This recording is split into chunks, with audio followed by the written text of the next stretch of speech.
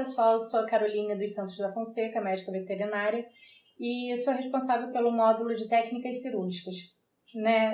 Nesta primeira aula, pretendo familiarizar todos vocês sobre alguns princípios básicos das técnicas cirúrgicas num ambiente experimental. Portanto, cabe ressaltar que os animais de laboratórios eles são amplamente utilizados em procedimentos cirúrgicos experimentais, sendo que seja para a criação ou aprimoramento das técnicas cirúrgicas. E o uso desses animais, eles obrigatoriamente dependem de aprovação da CEUA, que sem essa aprovação o projeto científico não é permitido.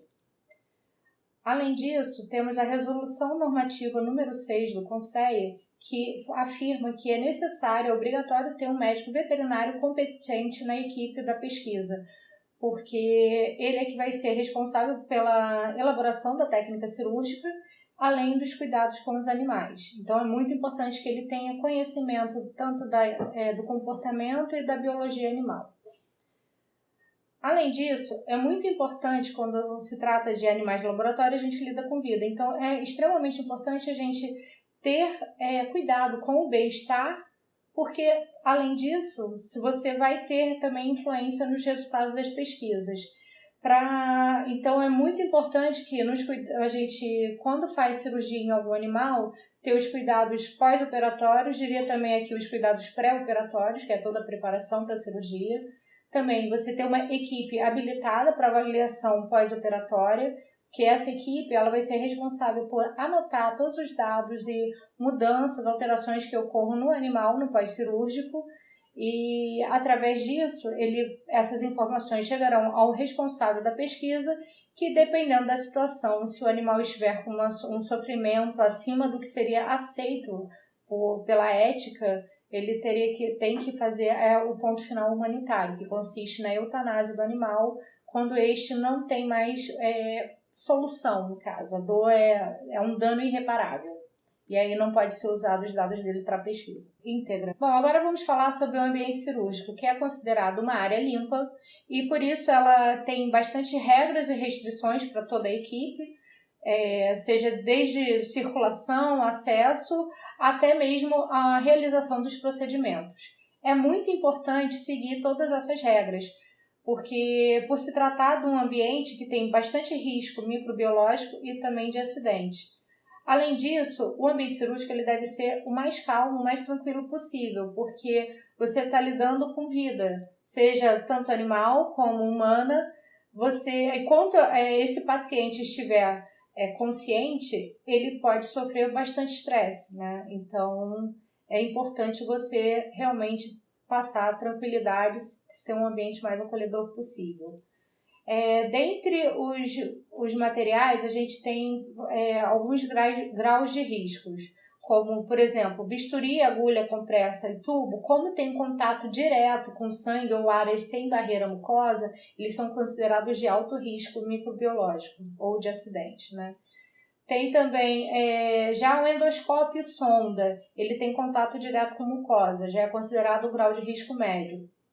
E, por exemplo, o vestuário, máscara, jaleco, na verdade, ele não tem contato direto ou tem contato direto com pele íntegra, então seria considerado um risco baixo. Diante do exposto no slide anterior sobre riscos microbiológicos, aqui temos alguns conceitos importantes de asepsia, no caso, que consiste na eliminação de micro-organismos. Temos que pensar nas técnicas tanto para seres vivos, né, superfícies vivas como pele, seja da equipe que vai trabalhar ou do paciente no local do sítio cirúrgico, e consiste, na verdade, na remoção da microbiota natural dele, residente, ou até mesmo de microbiota oportuna, patogênica, que pode ser removida através de uso de sabões, detergentes ou soluções antimicrobianas. Já em relação aos objetos, ou seja, superfícies não vivas, a gente pode fazer a esterilização, que consiste na remoção total de micro-organismos, incluindo esporos, e para isso a gente utiliza autoclaves, radiação ionizante, plasma e até substâncias químicas. E aí sempre é necessário usar indicador, seja aquelas fitas que parece fita crepe, que muda com a cor, se atingiu a temperatura correta, cepas de bactérias termófilas também, para ver se até elas morreram. E então, além disso, a gente tem ainda o processo de desinfecção, que consiste na eliminação de micro-organismos através do uso de detergentes e soluções desinfetantes. Bom, neste slide a gente mostra a equipe cirúrgica, né, que é composta por uma equipe médica, ou seja, o cirurgião principal, o cirurgião assistente e o anestesista. Além disso, a gente tem ainda o auxiliar circulante, que é o responsável pela abertura do material estéril, e até a chegada do cirurgião, ele também é responsável pela conservação dessa esterilidade. E ainda temos também o instrumentador cirúrgico, que é quem vai fornecer os instrumentos para o cirurgião. Naquela equipe, né, voltando ao slide anterior, a gente tem o cirurgião assistente e o instrumentador cirúrgico, eles são considerados a parte limpa da equipe, ou seja, são eles que usam o avental ou capote. E precisam realmente o máximo grau de esterilidade, porque é quem vai ter contato direto com o sítio cirúrgico. Para isso, né, para manter uma equipe cirúrgica dentro de condições mais assépticas possíveis, é importante que eles utilizem vestimentas específicas, como essas daqui. A gente tem aqui um jaleco, a calça, gorro, máscara e propé. Mas aí a parte limpa da equipe, além disso, utiliza esse avental ou capote, como vocês preferirem. No slide anterior, a gente viu que existem vários riscos microbiológicos. Então, para a equipe cirúrgica, é muito importante ela se manter o mais asséptica possível.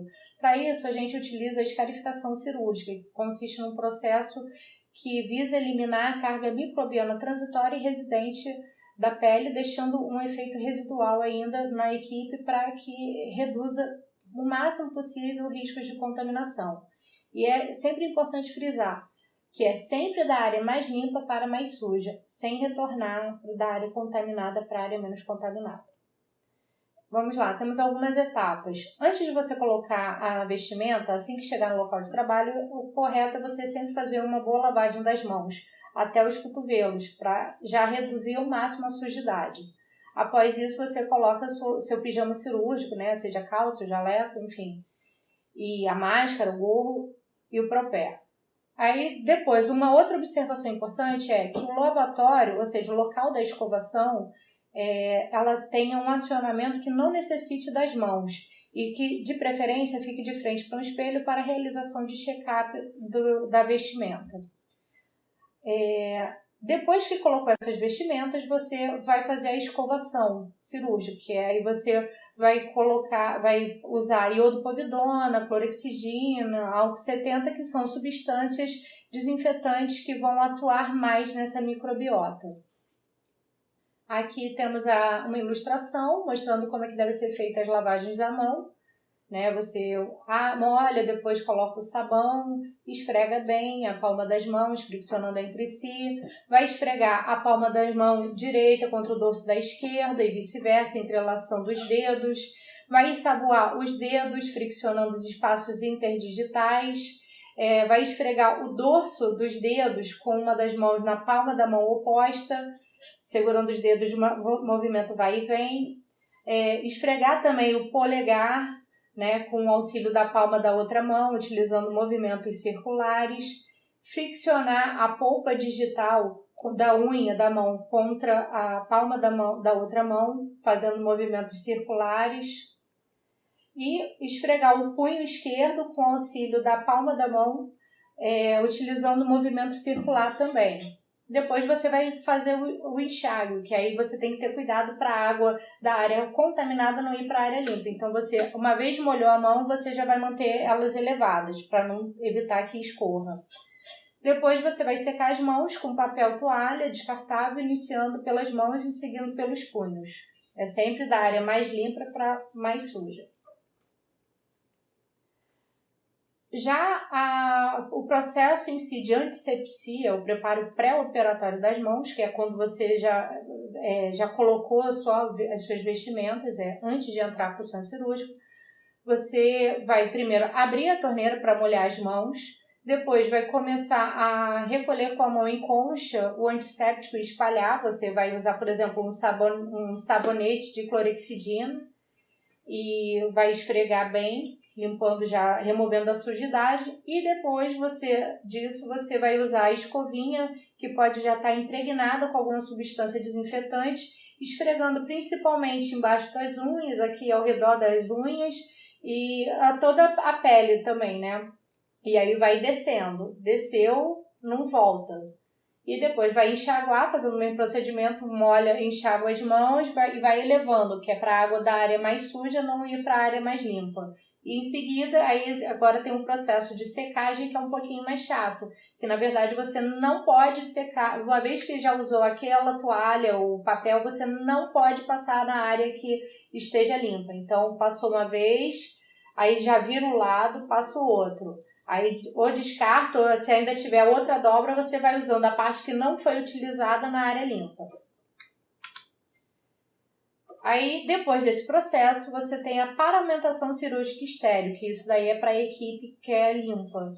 Você vai, no caso o cirurgião ou o instrumentador, ele vai pegar o jaleco, vai colocar em cima da mesa, vai puxar, vai segurar firme de forma que o jaleco ele abra, vai vestir, vai colocando os braços. Depois, o auxiliar circulante, ele vai ajudar segurando geralmente umas cordinhas que tem atrás e vai ajustar no pescoço do cirurgião ou enfim, do pessoal da equipe que utilizar esse roupão.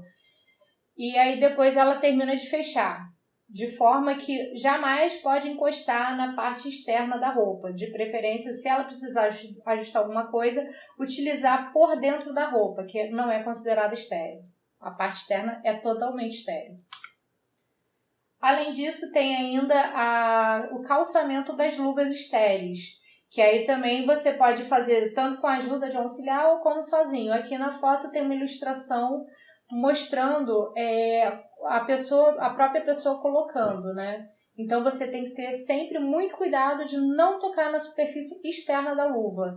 Sempre ela já vem com uma dobra que aí permite você acessar ela para colocar, sem contaminar, sem tocar na área que terá acesso ao local cirúrgico.